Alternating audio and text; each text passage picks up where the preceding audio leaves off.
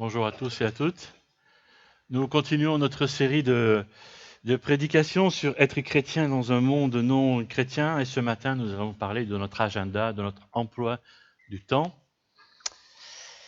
Et alors, c'est vrai que quand on regarde un peu les informations, voilà, et quand on regarde un peu ce qu'on appelle les grands de ce monde, les people aussi, voilà, on se rend compte combien aussi bien ces hommes qui dirigent nos pays, hein, ces hommes les politiques, combien ils ont de l'influence, combien ils ont de pouvoir, et quelquefois ça nous fait un peu peur. Hein. Waouh. Mais voilà, ils ont de l'influence dans notre monde. Et puis, mais il y a aussi ces personnes, on appelle ça maintenant des people. Donc là, c'est pas des gens du peuple, hein, au contraire, ils sont plus du peuple, plus du tout.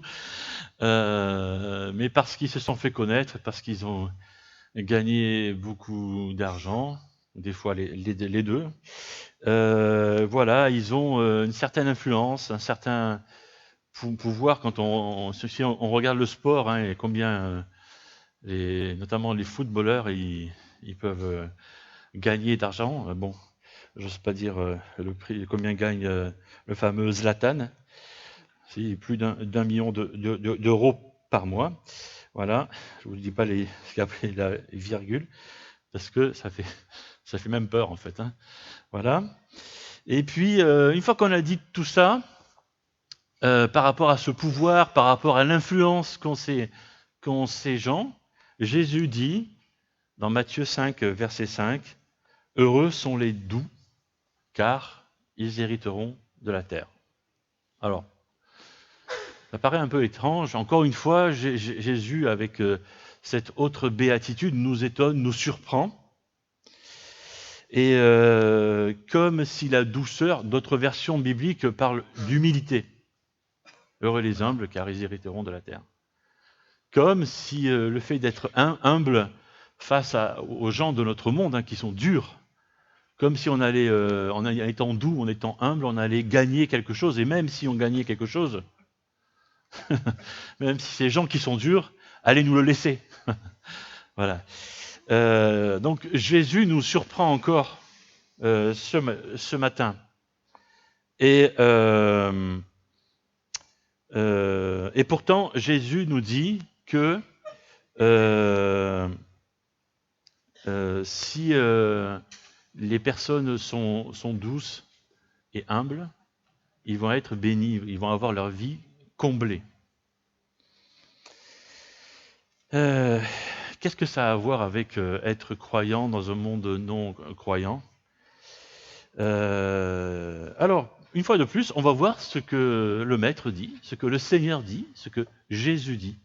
Et là, ce matin, c'est surprenant parce que je vais choisir deux séries de deux versets qui semblent se contredire. Mais avant ça, Jésus dit ça. C'est un verset qu'on a sur notre mur, ici. « Venez à moi, vous tous qui êtes fatigués et chargés, et je vous donnerai du repos. Prenez mon joug sur vous et recevez mes instructions, car je suis doux et humble de cœur. » Donc Jésus est comme ça. Souhaite à ce que ceux qui le servent, ceux qui le suivent, soient comme lui. Donc Jésus nous encourage à être doux et humble de cœur.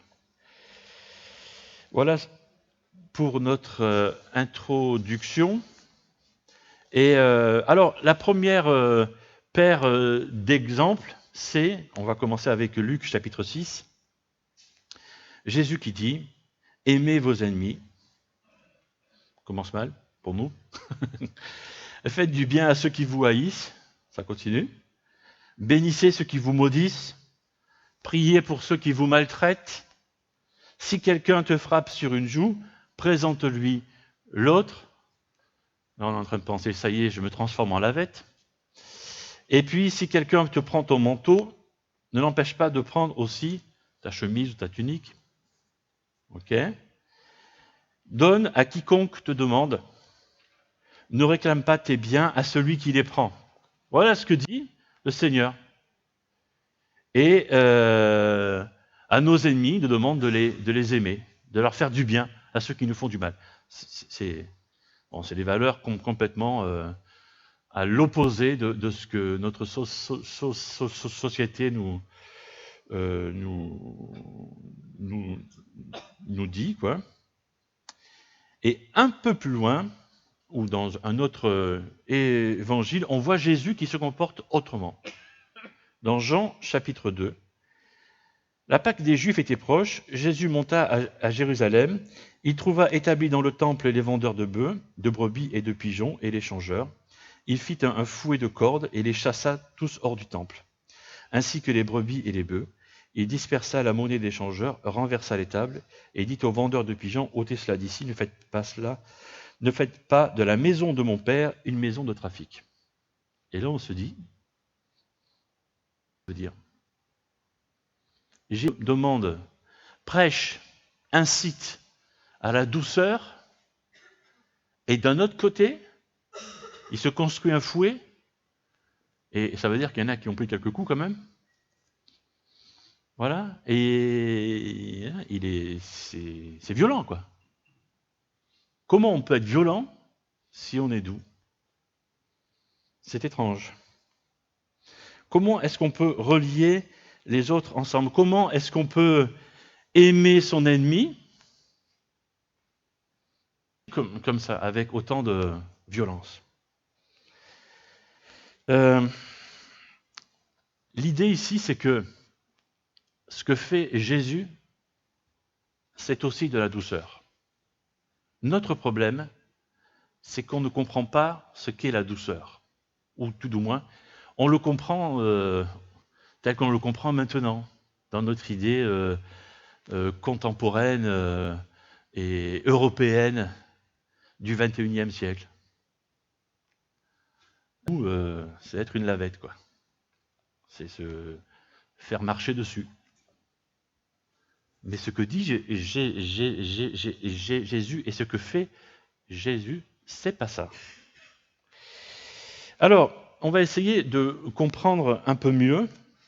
Aristote, le philosophe grec, définit la douceur comme étant à mi-chemin entre je me mets en colère et je ne suis pas en colère. Au milieu, ça. Là, je suis en colère tout rouge. Là, je ne suis pas en colère. Et là, je suis doux. Il n'y a aucun rapport, en fait, avec ce que nous entendons par la douceur. Mais pour les gens de l'époque, la douceur, c'était ça. D'où cette question qui nous vient maintenant, puisqu'il est rapport avec la colère, pour les contemporains de Jésus, c'est qu'est-ce qui nous met en colère?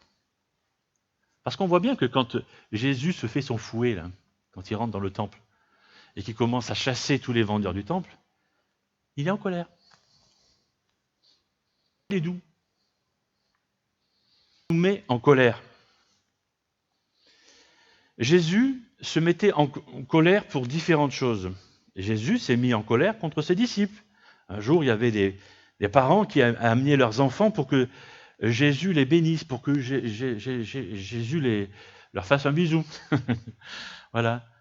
Et ses disciples empêchaient les enfants d'arriver. Il s'est mis en colère contre ses disciples. Voilà. Jésus était en colère contre les responsables religieux de son époque quand ils utilisaient par exemple un handicapé avec une main atrophiée pour le piéger. Là, il s'est mis en colère. Il était en colère quand certaines personnes étaient ou manipulées ou abusées. Mais quand on abusait de lui, quand on lui faisait du mal à lui, il ne se mettait pas en colère. On ne retient que cela de la douceur. Mais la douceur, c'est pas que ça. C'est plus que ça. On retient que quand Jésus tend l'autre joue. Mais c'est pas que ça la douceur. La douceur, c'est aussi quand Jésus renverse les tables. et met tout le bazar, parce que ces vendeurs dans le temple étaient en train d'escroquer aussi les petites gens qui venaient là et qui n'avaient pas de quoi, ou pas beaucoup de quoi acheter un animal pour faire un sacrifice. Et donc, Jésus a pris la défense de ces gens-là. La douceur, c'est aussi quand on se met en colère pour les bonnes raisons. Et ça, c'est de la douceur. Ça nous surprend un peu quand même. Hein. Mais la douceur, c'est ça aussi. C'est que la dernière fois que vous étiez en colère. Ou plutôt, c'est à propos de quoi? Avec ce que je viens de dire, vous allez pouvoir déterminer si votre colère était dans cette douceur que Jésus vivait ou pas. Est-ce que c'était à propos d'un abus que quelqu'un d'autre était en train de subir? C'est ce qu'on appelle la juste colère. Là, on peut se mettre en colère pour défendre un plus petit.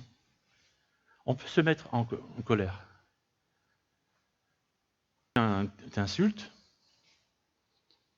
il faut tendre l'autre joue. C'est là qu'il faut bénir. C'est ça la douceur aussi. Les choses qui provoquent juste une colère en toi. Parce qu'il y a aussi cette colère égoïste, hein, quand je me sens atteint dans ma propre personne, dans ma propre personnalité, je me mets en colère parce que ça ne me convient pas, parce que ça ne va pas. C'est parce que Jésus nous montre. L'autre chose, l'autre double exemple dans Luc chapitre 6, donne à quiconque te demande, ne réclame pas tes biens à celui qui les prend. Ce que vous voulez que les hommes fassent pour vous, faites-le pareillement à eux. Alors, donne à quiconque te demande. Moi, d'accord, ok, c'est écrit, hein. C'est la Bible, donc c'est ce que Dieu veut qu'on fasse. Donne à quiconque te demande. Oui, jusqu'où, en fait. Ils profitent de ça aussi. Ils profitent de nous, parce qu'ils savent qu'on est chrétiens. Et c'est pas seulement que des biens matériels, hein. C'est du temps, c'est de notre patience, etc., etc. Puis il y a des gens qui nous épuisent. Et au bout d'un moment, on n'a plus rien à donner, mais on continue à donner. Qu'est-ce qu'on fait? Et on se vide. Et si j'ai rien à donner, qu'est-ce que je donne? Est-ce que c'est bien? Est-ce que c'est du bien que je donne? J'ai un doute. Et ce qui me rassure, c'est que Jésus dit ça aussi. Dans l'autre exemple, dans Marc chapitre 1er, et c'est un passage qui peut surprendre. Vers le matin, pendant qu'il faisait encore très très sombre, Jésus se leva et sortit pour aller dans un lieu désert où il se mit à prier. Bon, ça ne nous surprend pas. On sait que Jésus, de temps en temps, s'isolait, tous les jours seulement, pour aller prier, pour parler à son Père, etc. Ok. Un peu plus loin, Simon et ceux qui étaient avec lui s'empressèrent de le rechercher. Et quand ils l'eurent trouvé, ils lui dirent « Tous te cherchent ». Il leur répondit « Allons ailleurs, dans les bourgades voisines, afin que j'y prêche aussi, car c'est pour cela que je suis sorti. » C'est bizarre ça. C'est-à-dire que Jésus est en Galilée, ici, là, et on vient lui dire, il y a des tas de gens qui viennent, des malades, des gens qui sont sous emprise avec des démons, que sais-je, ils ont besoin de toi. Jésus qui dit, donne ce qu'on te demande. Hein. Okay. Et Jésus répond, non, je m'en vais, on va ailleurs. Il dit non. Il refuse. Les attentes de ces malades, de ces gens qui étaient peut-être possédés par des démons, plutôt de la famille qui était autour, étaient légitimes, plus que ça même, prioritaires. Non. Parce qu'ailleurs aussi, on a besoin de moi. Facile à comprendre ça. mais ça va aussi dans cette douceur que Jésus vivait et qu'il nous montre. La douceur ne veut pas faire de nous, la douceur que Jésus nous propose, ne veut pas faire de nous des machines, colonnes, ou de simples instruments. Comme Jean-Luc a cité tout à l'heure l'exemple de l'éléphant ou du cheval. Il y a différentes façons de dresser un cheval. C'est un cheval en le brisant. Marcher après, hein, c'est-à-dire que vous pouvez monter dessus, etc. Mais l'animal a perdu toute sa personnalité. Ou alors vous pouvez dresser un cheval intelligemment et au bout du compte, il va vous... Je ne sais pas comment on fait. Hein voilà, je ne sais pas comment on fait, c'est pas mon métier. Hein. Voilà. Et en plus, j'ai peur des chevaux. C'est un des rares animaux qui me font peur. Voilà. Mais je sais qu'il y a une façon de faire qui permet qu'à la fin du dressage, l'animal vous obéit et il a gardé sa personnalité. Parce que je sais qu'il y a, comme les chiens d'ailleurs, il y a des chiens aussi qui ont différentes personnalités et je sais que les chevaux aussi. Pour comprendre ça, il faut aller voir tel que le texte a été écrit en grec et je n'ai pas mis le mot ici, mais c'est le mot praus. Praus, c'est doux, et en grec. Et ce mot-là, les Grecs l'utilisaient quand on dressait un cheval. Un mot qui est utilisé dans les évangiles pour expliquer la douceur. Tu te mets à obéir à Dieu, et tu gardes ta personnalité, tu gardes qui tu es, tu ne deviens pas une machine. Intelligence. Dieu ne veut pas faire de nous des simples robots qui répondent à la demande, mais il veut que nous gardions notre personnalité. Jésus était généreux, et il veut que nous soyons généreux avec ceux qui ont des demandes, ceux qui ont des besoins. Mais en même temps, Dieu veut que nous répondions à ses demandes à lui. Jésus l'a fait. Jésus a laissé Dieu gérer son agenda. Il est le matin en train de prier, il parlait à Dieu. On ne sait pas comment il faisait. Hein. Il parlait à Dieu. Et il aurait pu rester dans cet endroit toute sa vie. Être populaire et gagner seulement des sous aussi. Ben oui, bien sûr. Il n'avait même plus à bouger. Peut-être qu'on lui aurait construit un temple aussi. Par dizaines, par centaines. Mais ce que Dieu voulait. Et donc, arrivé à un moment, Dieu lui dit, ben, maintenant tu vas ailleurs. Et même s'il y avait une foule de gens, il dit, ben, Dieu m'envoie là. Donc, désolé, mais il faut que j'aille là. Il se leva et sortit pour aller dans un lieu désert où il se mit à prier. Jésus reçoit ses ordres, pas de ses disciples, pas des gens à qui il donne. Il dit, ben, on va ailleurs, parce qu'il faut que j'y prêche aussi.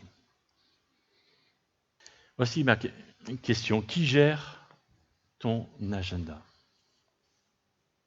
Qu'est-ce qui te motive? Parce que c'est ça le truc. Quelles sont tes priorités?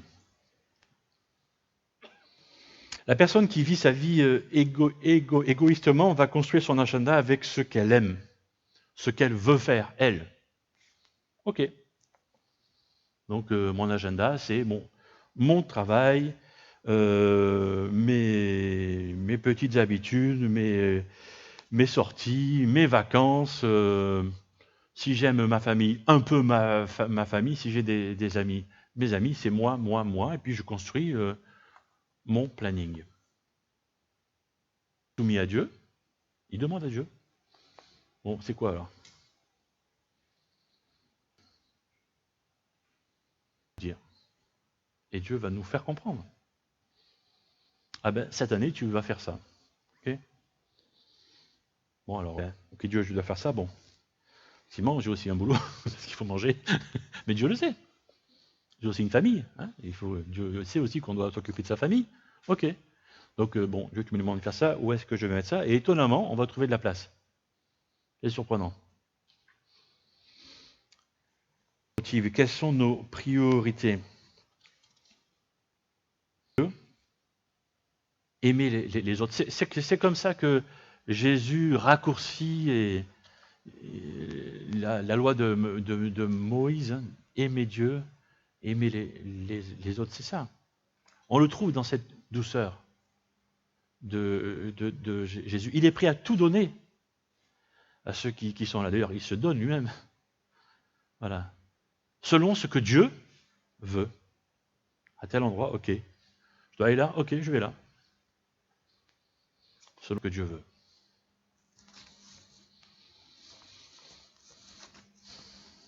Comme une double écoute, cette douceur. C'est-à-dire écouter ce que dit Dieu et être à l'écoute de ceux qui nous entourent. Dieu nous dit quelque chose contraire à ce que les autres nous demandent, ben non. Pourquoi? Parce que Dieu m'a fait comprendre que je ne peux pas, je dois faire autre chose. Très vite dans mon ministère, j'ai compris que je ne pouvais pas plaire à tout le monde en fait. Très très vite je l'ai compris. Pas ici, ailleurs hein, déjà. Et même avant que je sois pasteur dans mon premier ministère, j'ai très très vite compris ça. Donc à ne pas plaire à tout le monde, autant faire ce que Dieu me demande de faire. C'est ce qui compte. C'est le patron. Autant obéir à notre chef. Et puis tant pis si l'autre ne veut pas comprendre ça. Double écoute, attentif à Dieu, attentif aux autres. Aimer Dieu, aimer les autres, c'est ça. Je vous invite maintenant à un temps de recueillement.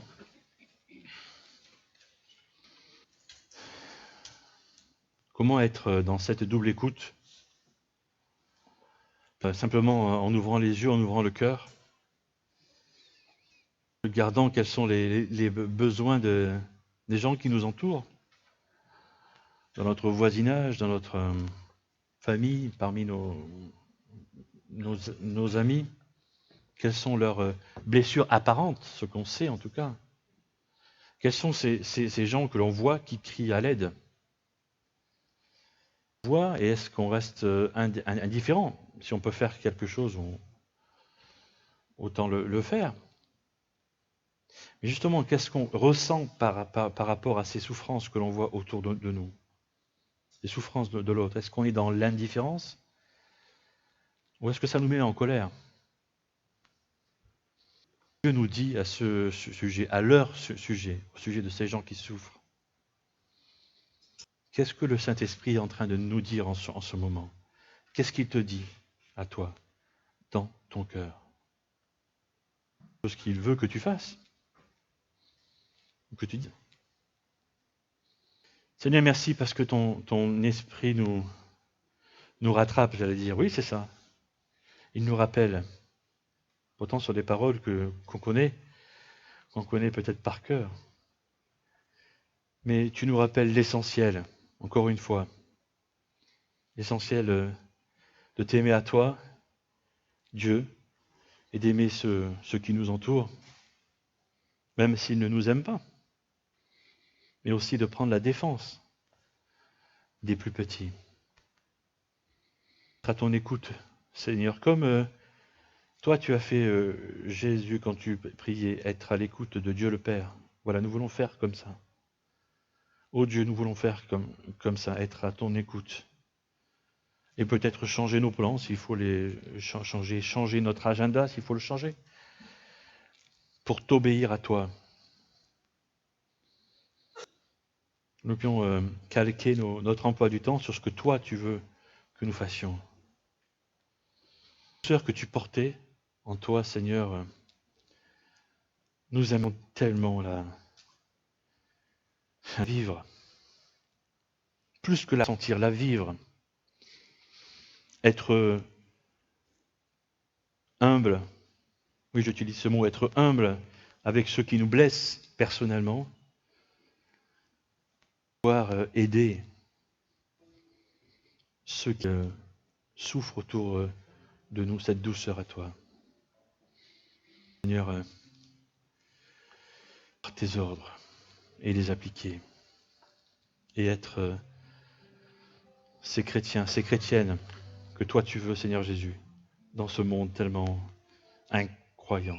Que la gloire te revienne, Seigneur Jésus, toute la gloire. Amen.